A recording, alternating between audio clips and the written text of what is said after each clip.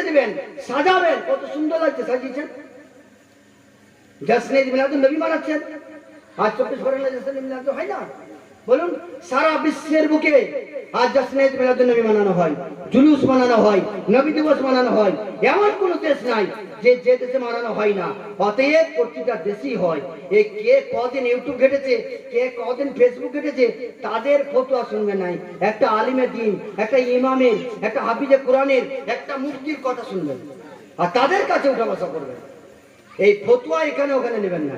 ফতোয়া যদি নেন, আপনার ইমান চুরি করে নেবেন। আজ বলে রাখছি, আপনার আমার ইমানকে চুরি করতে না, ওই কোটা গ্রাম থেকে বা ওই কোটা মোড় থেকে বেধর্মীরা কেউ আসবে না, ওই মাঝি পাড়ার থেকে বেধর্মীরা কেউ আসবে না। আপনার কাছে আমার কাছে ইমান চুরি করতে কে আসবে জানেন? বড় বড় টুপি পরে, জুব্বা পরে, পাঞ্জাবি পরে, হাতে তসবি নিয়ে আসবে আর বলবে এটা করা চলবে না, এটা সাহাবা করেছে, ওটা করা চলবে না, এটা সাহাবা করেছে। আর তুমি সাহাবাকে দেখেছো? বলছে এটা কোরআনে আছে, এটা হাদিসে আছে। আরে কোরআন শরীফে তো অনেক কিছু নাই, হাদিস শরীফে তো অনেক কিছু নাই। এই যে মাইকে মিলাদ করছি, হাদিস কোরআন আছে? হাদিস কোরআন আছে? প্লাস্টিকে যাই নামাজে নামাজ পড়ছি, হাদিস কোরআন আছে? বর্তমানে গ্যাস ব্যবহার করছি, হাদিস কোরআন আছে? পোল্ট্রি মুরগির মাংস খাচ্ছি, হাদিস কোরআন আছে? পোল্ট্রি মুরগির ডিম খাচ্ছি, হাদিস কোরআন আছে? জাহাজে চেপে হজে যাচ্ছি, হাদিস কোরআন আছে? জলজাহাজের পথে আছে, চা খাচ্ছি, হাদিস কোরআন আছে? হাদিস কোরআন খুঁজছো তুমি, হাদিস কোরআন খুঁজছো। এবার সূরা ফাতিহাটা পড়তে পারবে না ঠিক মতো, সূরা ফাতিহার তরজমাটা তুমি করতে পারবে না, আর তুমি হাদিস কোরআন খুঁজছো। আম মানুষকে তুমি বুঝাতে আছো যে এটা চলবে না, ওটা চলবে না, এটা জায়েজ নয়, ওটা জায়েজ নয়, এটা সাহাবা করে নাই, ওটা করে নাই। তুমি সাহাবাকে দেখেছো? তোমার নামটা কোথায় হাদিস কোরআন আছে দেখাও তো। তোমার নামটা 16 খাতাতেই বাদ আছে। পয়গম্বর আজম আজ 1400 বছর আগে সেটাও বয়ান করে গেছে। আজ জমিন এবং আসমান এক হয়ে যেতে পারে, এটা মনে রাখুন। কিন্তু নবী যেটা বলে গেছেন সেটা কোনোদিন বিন্দু পরিমাণ এদিক ওদিক হবে না। এটা আমাদের ঈমান ও আকীদা। আজ নবী মুস্তাফা পয়গম্বর আজম আজ 1400 বছর আগে বলে যায়নি যে এমন একটা দিন আসবে, এমন একটা সময় আসবে যে মসজিদে গান বাজনা হবে। বর্তমানে হয় কি হয় না? আমি নামাজ পড়ছি, নামাজ পড়তে পড়তে দেখি ফোন চলে এসছে, ড্যাং ড্যাং ড্যাং ড্যাং ড্যাং ড্যাং করে বাজতে শুরু করেছে, বাজে না? এটা নবী বলে গেছেন, এটা নবী বলে গেছেন। একটা ঘাটে একটা বাঘ আর একটা হরিণ পানি খেতে পারে, এর মধ্যে সন্দেহ আছে না। কিন্তু নবী যেটা বলে গেছেন সেটা হতেই হবে, বিন্দু পরিমাণ এদিক ওদিক হবে না। আজ সেই নবীকে মহব্বত করুন আর ঈমানকে মজবুত করুন। আজ হযরত ওয়াইস করনি কত মহব্বত করেছেন, হযরত বেলাল হাবশী কত মহব্বত করেছেন।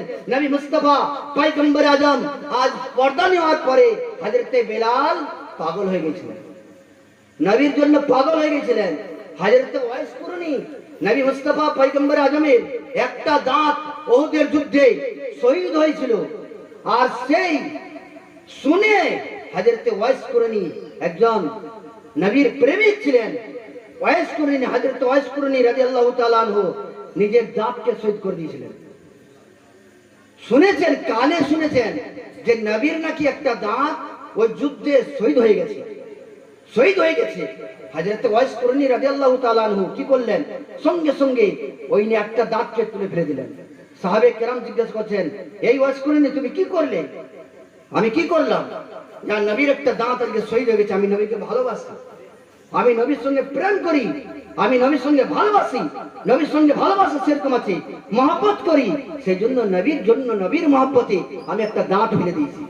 তো সাহাবে কেরাম বলছে যে তুমি কি জানো যে কোন দাঁতটা শহীদ হয়েছে? ডান দিকে না বাঁ দিকে, নিচে না উপরে? তো যে না, জানি না, জানি না। তাহলে কেন তুমি ওটা শহীদ করলে? তুমি জানতে তারপরে শহীদ করতে। তো সঙ্গে সঙ্গে হযরত ওয়াইস করনি রাদিয়াল্লাহু তাআলা কি করলেন জানেন? একটা একটা করে দাঁত, 32টা দাঁতকে তুলে ফেলে দিলেন। বলুন সুবহানাল্লাহ। চিন্তা করেছেন? আর আমরা 2 টাকার কয়েন আর 5 টাকার কয়েন নিয়ে চিন্তা করি যে নবী দিবসের কালেকশন করতে এসেছে, তাহলে দেবো কি দেবো না।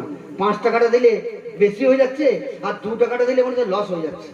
আমরা এরকম চিন্তা ভাবনা করি। টাকা পয়সা, ধন দৌলত, গাড়ি বাড়ি কিছুই যাবে না।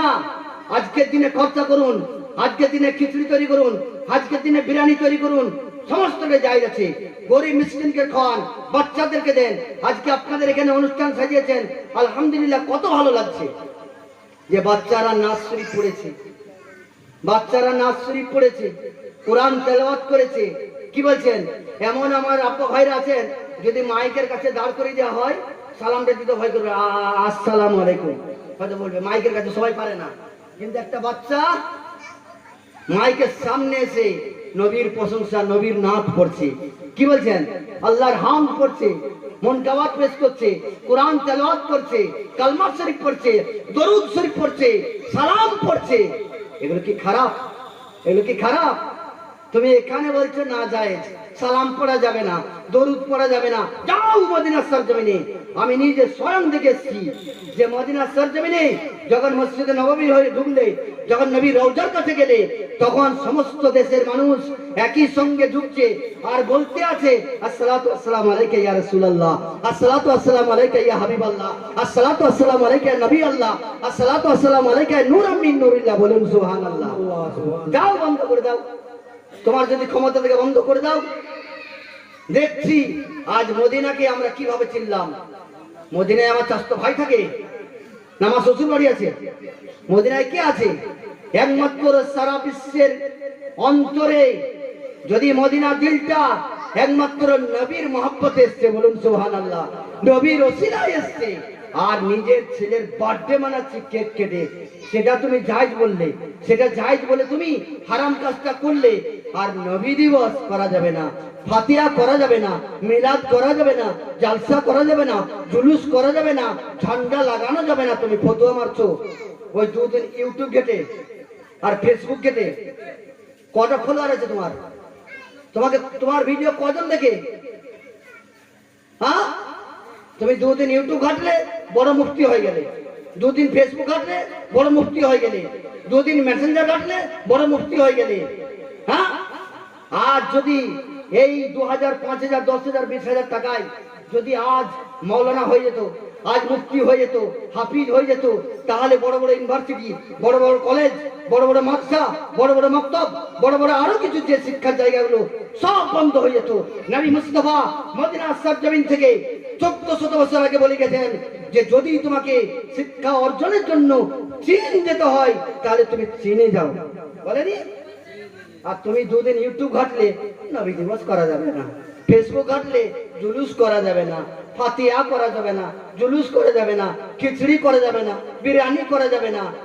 ওরা জামাতে গিয়ে কি করে জানেন? ওই দরুদ সালাম এগুলি বন্ধ করে। গ্রামে কটা মদখুরকে সোজা করেছে, জুয়াখুরকে কটা সোজা করেছে গ্রামে? দেখি দেখ। ব্যবসা ছেড়ে, বিজনেস ছেড়ে চলে যাচ্ছে। নিশ্চয়ই ভিতরে কিছু ধান্দা আছে, নিশ্চয়ই ভিতরে কিছু ধান্দা আছে। এটা মনে রাখুন। আমার গ্রামে বিরাট একটা অঘটন ঘটে গেছিল, জানেন? পরে বলবো, জলসার মাধ্যমে বলছি না, আমি পরে বলবো আপনাদেরকে পার্সোনাল ভাবে। এত মিথ্যা বলেছিল যে আমাদেরকে মসজিদের মধ্যে গলা ধরে, কলার ধরে আমাকে কাছাড়ে মেরেছে। তারপর যা ঘটনা ছিল ঘটেছিল। আজ 2 দিন 5 দিন গিয়ে চিল্লা দিতে গিয়ে আজ ইউটিউব ঘেটে, ফেসবুক ঘেটে আজ বড় মুফতির ফতোয়া লাগাচ্ছ। আরে 11 থেকে 12 বছর পড়েছি, মা বাপ, ধন দৌলত, গাড়ি বাড়ি সবকে ছেড়ে দিয়ে আজ পুরো মাদ্রাসায় না দিয়ে আমরা পড়াশোনা করেছি। তারপরে আমরা স্টেজে এই সম্মানটা পেয়েছি। অমনি সম্মান পাইনি, ও অমনি আপনার সম্মান দেন না। আজ নিশ্চয়ই এর মধ্যে কিছু ভালাই আছে, নবীর সুন্নতকে মেনে আসছি, তবে কি আপনার সম্মান করছেন। তাছাড়া হযরত আল্লামা মাওলানা আবু জার গাফফারি সাহেব এসেছেন। কে হন? আপনার চাচতো ভাই, নামাতুল্লাহ ভাই। কে? তাহলে আজ আলিম হিসাবে আপনার সম্মান করছেন, হাফিজ হিসাবে সম্মান করছেন, মুফতি হিসাবে সম্মান করছেন, একটা ইমাম হিসাবে সম্মান করছেন। আর শুধু বড় বড় ফতোয়া এটা নয়, বিবেককে জিজ্ঞেস করবেন যে কোরআন খানি যে করছি, মিলাদ খানি যে করছি, জুলুস যে করছি, এগুলো করা যাবে কি যাবে না? নিজের বিবেক জবাব দিয়ে দেবে। আজ কোরআন তেলাওয়াত হয়েছে স্টেজে, আজ নাচ শরীফ হয়েছে স্টেজে, এগুলো কি খারাপ কাজ? এগুলো আলহামদুলিল্লাহ খুব ভালো কাজ, এগুলো আলহামদুলিল্লাহ খুব ভালো কাজ। বিরাদর ইসলাম, হযরতে বেলাল কত মহব্বত করেছেন। হযরতে বেলাল একবার কাবা শরীফের ছাদের উপরে উঠেছেন। আচ্ছা, সবচেয়ে প্রথম মুয়াজ্জিন আমাদের ইসলামের মুয়াজ্জিন কে? নাম বলুন তো। হযরতে বেলাল, তাই তো? হযরতে বেলাল, তো হযরতে বেলাল মসজিদে নববীর মুয়াজ্জিন। হযরতে বেলাল মসজিদে নববীর মুয়াজ্জিন, প্রথম মুয়াজ্জিন আর নবীর পছন্দনীয় মুয়াজ্জিন। হযরতে বেলালকে একদিন নবী মুস্তাফা পয়গম্বরে আজম কি করলেন? যে কাবা শরীফের ছাদে উঠতে বললেন, যে বেলাল তুমি কাবার ছাদে উঠো, তুমি কাবার ছাদে উঠো। কাবা শরীফের ছাদের উপরে উঠলেন হযরতে বেলাল। হযরতে বেলাল তো নবী মুস্তাফা পয়গম্বর আজম বেলালকে ইশারা করছেন, বেলাল তুমি আজান দাও। হযরতে বেলাল, কাবা শরীফ তো চার চৌকো, একটা রুমের মতো বড়, তো হযরতে বেলাল একবার এইদিকে মুখ করে আজান শুরু করবেন, যে না এটা নয়। আবার এইদিকে শুরু করছেন, না এটাও নয়। এইদিকে শুরু করছেন, না এটাও নয়। এইদিকে শুরু করছেন, না কোন দিকে আজান দেবো? আমি মসজিদে নববীতে আজান দিয়েছি, তো কাবাকে সামনে করে, মাকামে ইব্রাহিমের জায়গায় আজান দিয়েছি, তো কাবাকে সামনে রেখে আমি কাবার ছাদের উপরে উঠে গেছি। দিই তো দিই, আমি কোন দিকে আজান দেবো, কোন দিকে আজান দেবো? হযরতে বেলাল ভাবছেন, হযরতে বেলাল ভাবছেন। শেষকালে নবী মুস্তাফা পয়গম্বরে আজমের কাছে বলছেন, ইয়া রাসূলুল্লাহ, ইয়া হাবিবাল্লাহ, হুজুর আমি মসজিদে নববী থেকে যখন আজান দিয়েছি তখন কাবাকে সামনে রেখে আজান দিয়েছি। আমি আর কোন মসজিদে গিয়ে আজান দিয়েছি তো কাবাকে সামনে রেখে আমি আজান দিয়েছি। আজ তো আমি আপনার হুকুমে, আপনার হুকুমে আজ কাবার ছাদে এসেছি। ইয়া রাসূলুল্লাহ, ইয়া হাবিবাল্লাহ, হুজুর আমি আজান দেব কোন দিকে মুখ করে? তো নবী মুস্তাফা পয়গম্বর আজম কাবা শরীফের পাশে দাঁড়িয়ে হযরতে বেলালকে বলছেন, এই বেলাল তুমি জানো না, তুমি যখন মসজিদে নববীতে আজান দিয়েছো তখন কাবাকে সামনে করে, আজ তুমি কাবার ছাদের থেকে তুমি যদি আজান দিতে হয় তাহলে তুমি আমাকে সামনে রেখে আজান দাও। বলুন সুবহানাল্লাহ। নারে তাকবীর, নারে তাকবীর, আল্লাহু আকবার, নারে রিসালাত, নারে রিসালাত। জশ্নে ঈদ মিলাদুন নবী, জশ্নে ঈদ মিলাদুন নবী। মৌলানা কমরুদ্দিন সাহেব রিজভী, মৌলানা কমরুদ্দিন সাহেব রিজভী, নারে তাকবীর, নারে রিসালাত। ইয়া রাসূলুল্লাহ। আল কোরআনের আলো জালো, আল হাদিসের আলো, ঘরে ঘরে জালো। নামাজ রোজা আল্লোকে, নবী ছাড়া আবার কে? হাদিস কোরআন আল্লোকে, নবী ছাড়া আবার কে? শান্তির বাণী ছড়ালোকে। নবী ছাড়া আবার কে? জানেন যে মক্কা শরীফে একটা কবরস্থান রয়েছে। সেই জামানায়, জাহিলিয়াতের জামানায়, জাহিলিয়াতের জামানায় নিজে জিয়ারত করে এসেছি। ওই কবরস্থানে যদি যান না, অটোমেটিক আপনার চোখ থেকে পানি পড়ে যাবে।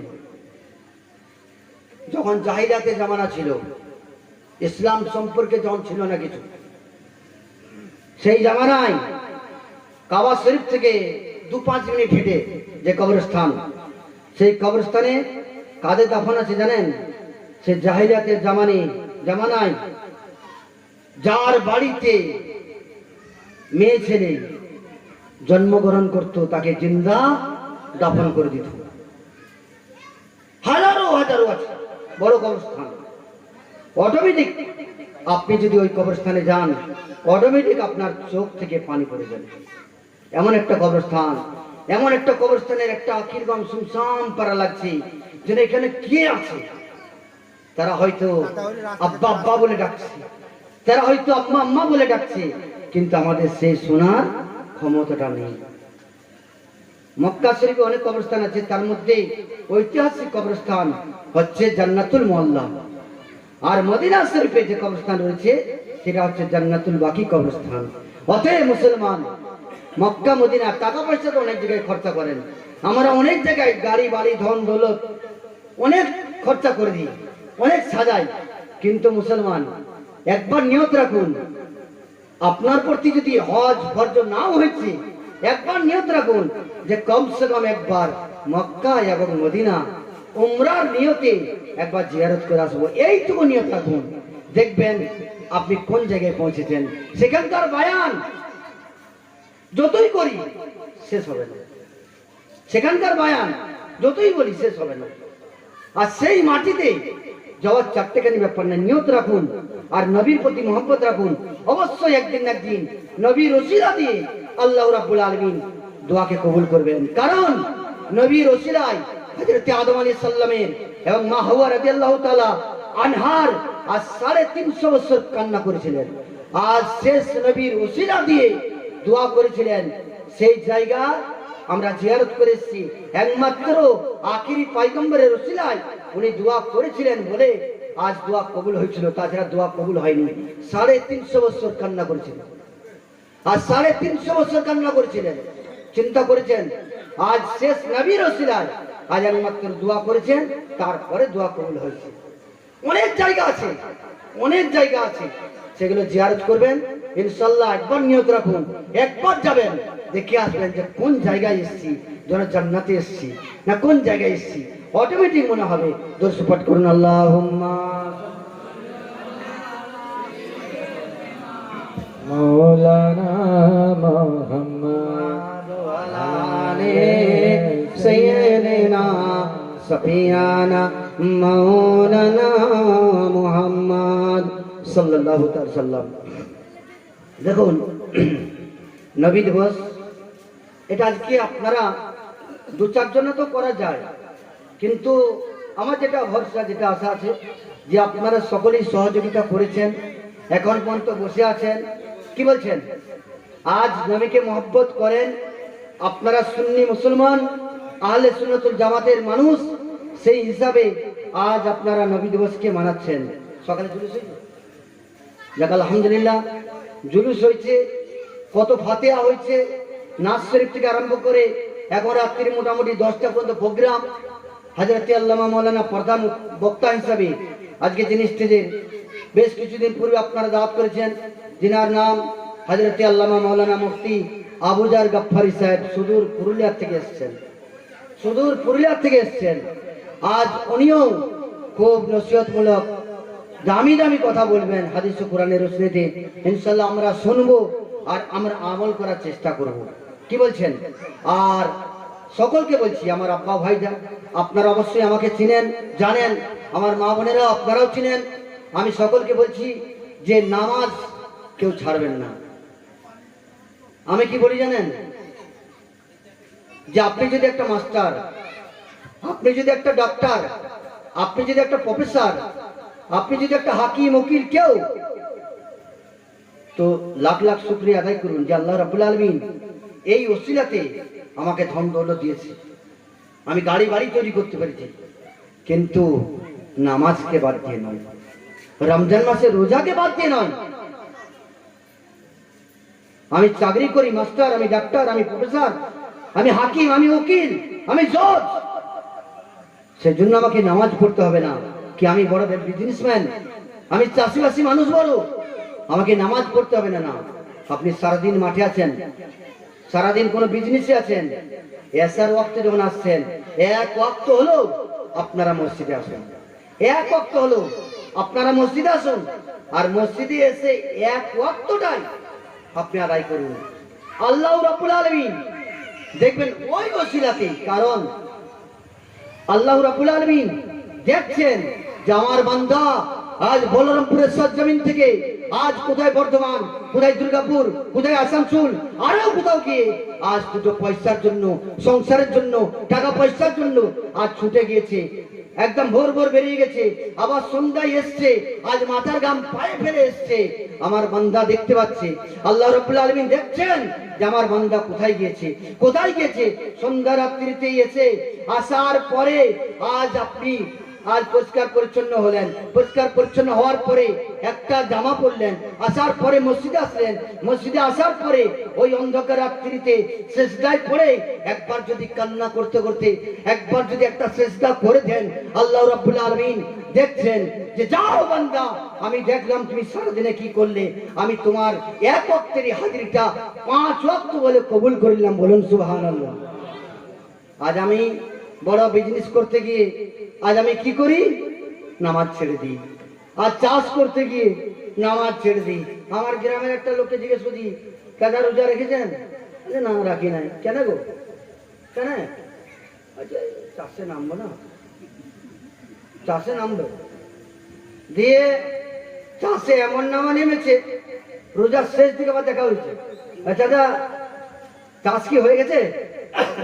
বলছে, পানি হয়নি, কি চাষ করবো? তার পানি হয়নি এখনো, তো চাষ করবে কি? তাহলে সে রোজাও গেল তার, নামাজও গেল তার, আর চাষও গেল তার।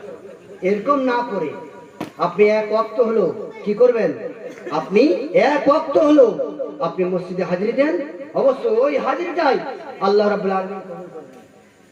আসসালামু আলাইকুম ওয়া রাহমাতুল্লাহি তাআলা ওয়া বারাকাতুহু। একজন মুসল্লি মসজিদে নামাজ পড়তে গিয়েছিলেন, তেনার মোবাইল ফোন মসজিদে রেখে দিয়েছিলেন। ভুলবশত হয়তো বা কেউ নিয়েছেন বা নিয়ে আসতে পারেন। যদি কেউ নিয়ে থাকেন মসজিদে দিয়ে আসবেন।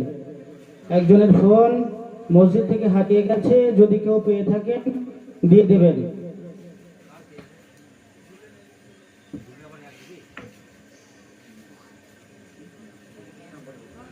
درس پڑھنا اللہم صلی علی سیدنا مولانا محمد وعلی آل سیدنا صفیانا مولانا محمد صلی اللہ تعالی وسلم।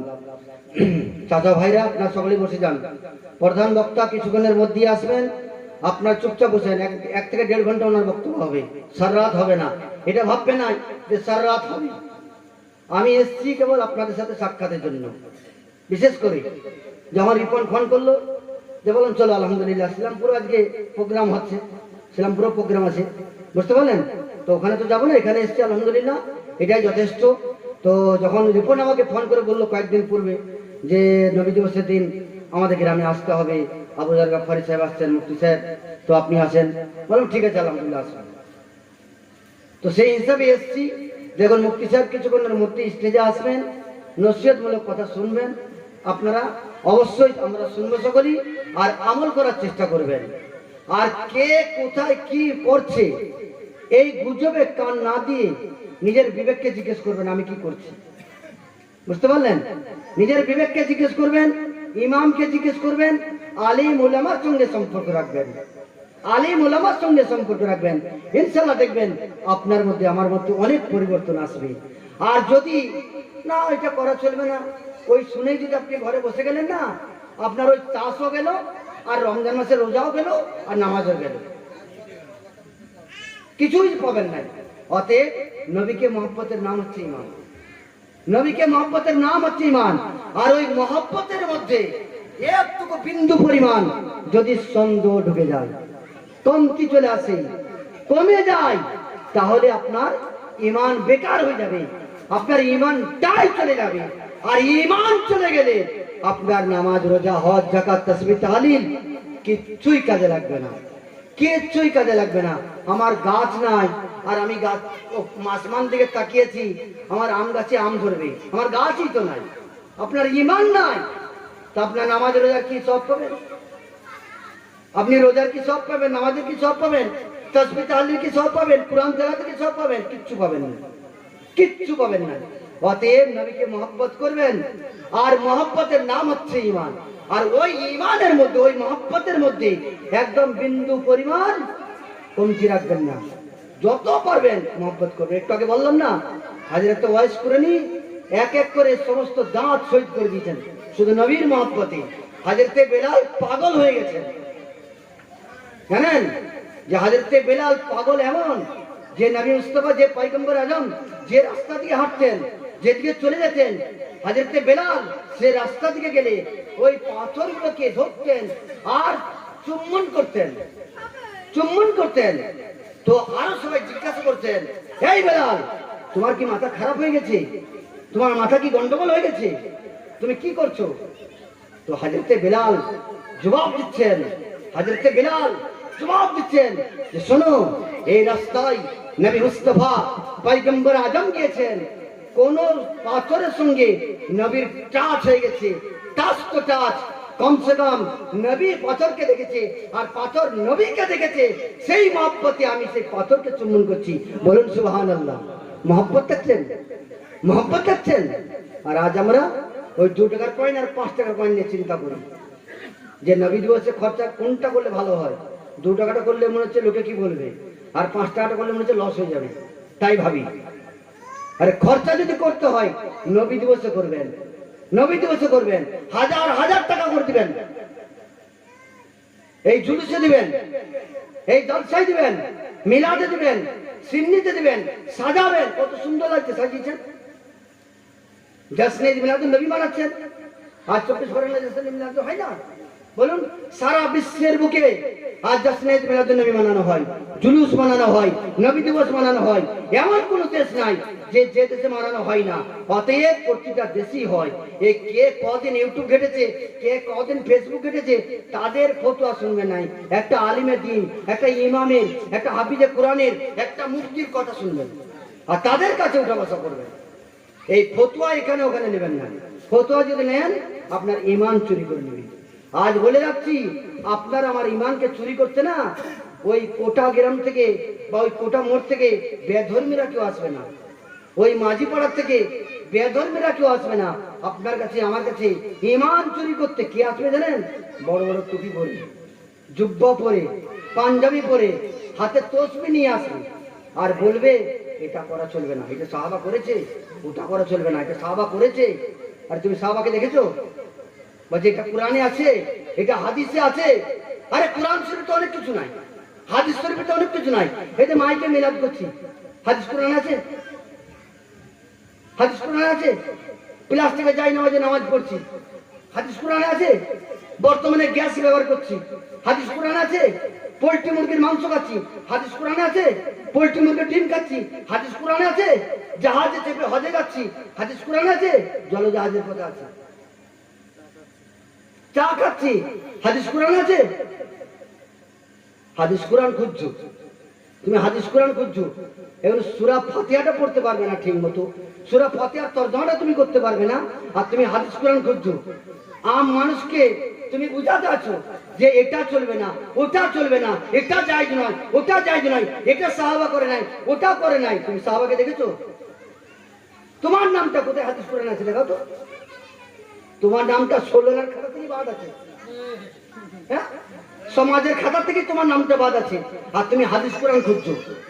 হ্যাঁ, মাদ্রাসার চৌকাটে তুমি পা দাওনি, একটা মাদ্রাসার চৌকাটে তুমি পা দাওনি, একটা দাস গায়ে বসনি, আর তুমি হাদিস কোরআন খুঁজছো।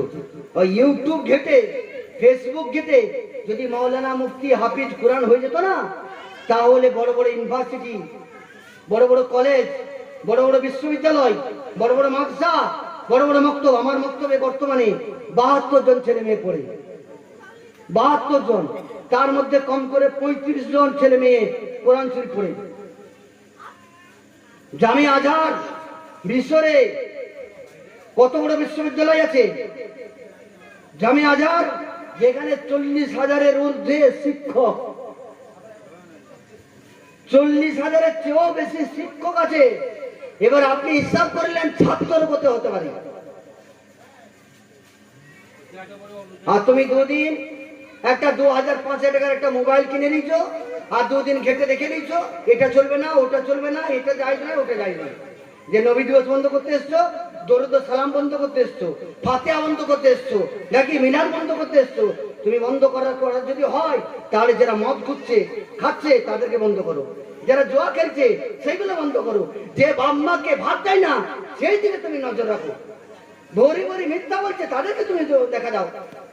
আর এটা চলবে না, ওটা চলবে না, এটা জায়েজ না, ওটা জায়েজ না, এই করছে, জানেন এই অবস্থা। অতএব সেরকম ডাকাতের কাছ থেকে খুব সাবধান। এরকম ডাকাত কিন্তু আপনার কাছে আমার কাছে আসবে।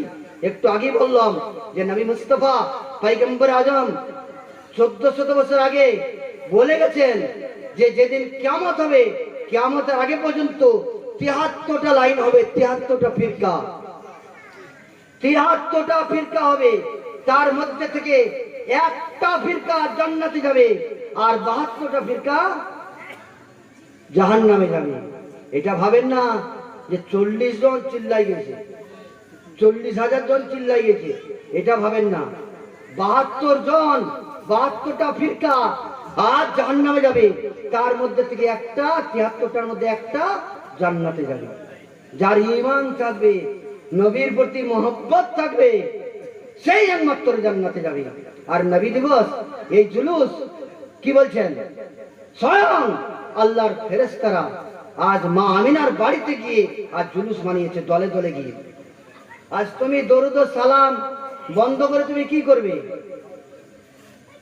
70,000 ফেরেশতা নবী রওজা পাকে এসে সকালে তারা দরুদ ও সালাম পেশ করে যায়, আর 70,000 ফেরেশতা সন্ধ্যাবেলায় আসে, তারা দরুদ ও সালাম পেশ করে যায় নবী রওজার কাছে। তুমি আর আমি দরুদ পড়লে কি, সালাম পড়লেই কি, কোনো যায় আসে না। 70,000 ফেরেশতা আজ সকালে আসে নবী রওজা পাকে, আর 70,000 ফেরেশতা আজ সন্ধ্যায় আসে। আর যে ফেরেশতারা একবার আসে তারা দ্বিতীয়বার চান্স পায় না, তারা দ্বিতীয়বার চান্স পায় না। চিন্তা করেছেন? আজ দরুদ ও সালাম বন্ধ করার দিকে, যে দরুদ পড়া চলবে না, সালাম পড়া চলবে না, কুলখানি করা চলবে না, কোরআন খানি করা চলবে না, আজ সালাম পড়া চলবে না, আজ ফাতিহা করা চলবে না, আজ জুলুস করা চলবে না, শবে বরাত করা চলবে না, শবে মিরাজ করা চলবে না, মুহররম করা চলবে না। এরকম ফতোয়া, এরকম ফতোয়া আজ আমি আপনি দিতে থাকি না, একদম খবরদার। ওরকম গুলো হচ্ছে ঈমান চোর, ওরা ঈমান চোর, ওরা ঈমানটা আপনার ছিনিয়ে নিয়ে চলে যাবে। অতএব মুসলমান, ইমাম সাহেবের কাছে সুপরামর্শ নেবেন, সুপরামর্শ নেওয়ার পরে আপনি জায়েজ না জায়েজ ইমাম সাহেবের কাছ থেকে বুঝবেন। বুঝতে পারলেন? এখানে ওখানে ফতোয়া শুনে কোনোটাই বাদ দিবেন না। মিলাদ করবেন, ফাতিহা করবেন, জালসা করবেন, জুলুস করবেন, শবে বরাত করবেন। শবে বরাতে 2টো রোজা আছে, শবে বরাতে একটা। এইখানে যখন আমি এসেছিলাম 2009-এ, তখন একটা ফতোয়া শুনেছিলাম আপনাদের মুখ থেকে, কারোর মুখ থেকে শুনেছিলাম যে কেউ যাকে বলে গেছে যে শবে বরাতের রোজা 1 বছর রাখলে প্রতি বছর রাখতে হবে, এটা শুনেছিলাম। তখন আমি বলেছিলাম যে এই মশলাটা একদম দল বলে গোটাটাই না যায়। আরে আমার শরীর অসুস্থ রয়েছে, আমি নাও রাখতে পারি, এটা নফল রোজা, তো এটা তো ফরজ নয়। ফরজ রোজাটা তোমার জন্য মাফ হয়ে যাচ্ছে যদি অসুস্থ থাকো কোনো কারণবশত সেই সময়, আর এটা নফল রোজা। আপনি 2টো রোজা রাখবেন, কোনো অসুবিধা নাই। শবে মেরাজে 2টো রোজা রাখবেন, এমনকি মুহররমে 2টো রোজা রাখবেন। পারলে প্রতি সপ্তাহে একটা করে রোজা রাখবেন, পারলে সপ্তাহে 2টো করে রোজা রাখবেন, পারলে কমসে কম মাসে একটা হোক 2টো রোজা রাখবেন। জানেন, এগুলো নফল রোজা, এগুলো ইবাদত, এগুলো ইবাদত। অতএব এই নাজায়েজ কথা শুনে, কোন ইউটিউবারের কাছ থেকে কথা শুনে, কোন ফেসবুকারের কাছ থেকে কথা শুনে আপনি নিজে ঘুমিয়ে পড়বেন না। নিজের ঈমানকে নিজে বাঁচিয়ে রাখবেন, নিজের হেফাজতে রাখবেন। যদি ঈমান না থাকে আপনার কোনো কাজে লাগবে না, দুনিয়াতে বেঁচে থেকে কোনো লাভ নাই, দুনিয়াতে বেঁচে থেকে কোনো লাভ নেই মুসলমান। অতএব বলার উদ্দেশ্য যে ঈমান হেফাজত করে রাখবেন। কারণ মুসলমান, এই ঈমান চোর, আমি একটু আগে বললাম যে ঈমান চুরি করতে আসবে, কোনো বেধর্মী আসবে না, কোনো বেধর্মী আসবে না। ঈমান চুরি করতে আসবে টুপি পরে, পাঞ্জাবি পরে, বড় বড় দাড়ি রেখে, এমনকি জুব্বা কুব্বা হুব্বা লাগিয়ে সেই ঈমান চুরি করতে আসবে মুসলমান। অতএব সেই ঈমান চোরের কাছ থেকে খুব সাবধান। একবার দরুদ পাঠ করুন, আল্লাহুম্মা